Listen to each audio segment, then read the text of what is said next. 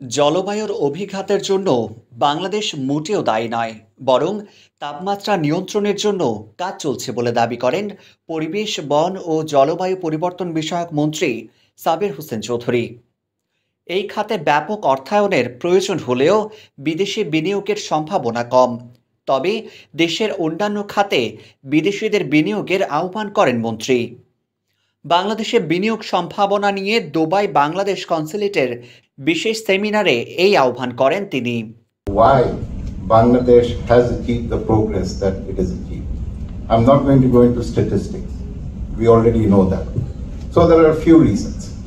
Number one, Bangladesh has invested in its human capital. That investment has been in terms of education, has been in terms of health, has been in terms of infrastructure.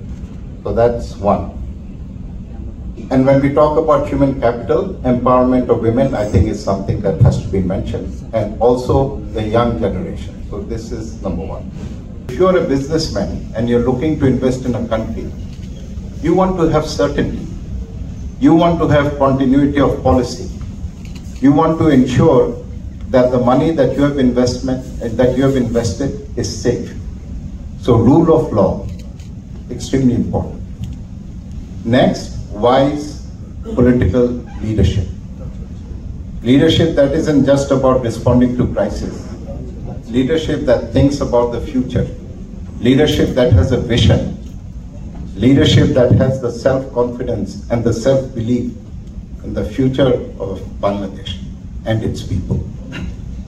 দেশের পর্যটন, নবায়নযোগ্য জ্বালানি, তৈরি পোশাক শিল্প, পাটজাত ও চামড়াজাত শিল্প, তথ্য প্রযুক্তি খাত সহ বিভিন্ন ক্ষেত্রে বিনিয়োগের সম্ভাবনা তুলে ধরা হয় এই সেমিনারে। এ সময় মিশন কর্মকর্তারা বলেন, প্রবাসে থাকা ব্যবসায়ীরাও যাতে দেশে বিনিয়োগ করেন, পাশাপাশি বিদেশি ব্যবসায়ীদেরও দেশে বিনিয়োগে আগ্রহী করে তুলতে এমন আয়োজন। সংযুক্ত আরব আমিরাতের কর নীতির সাম্প্রতিক পরিবর্তনগুলোও সেমিনারে তুলে ধরা হয়।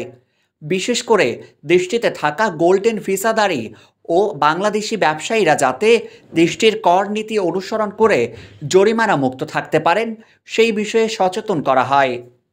রবিবার রাতে দুবাইয়ের একটি হোটেলে আয়োজিত এই সেমিনারে আরব আমিরাত, ভারত, শ্রীলঙ্কা ও বাংলাদেশি ব্যবসায়ীরা এতে অংশ নেন।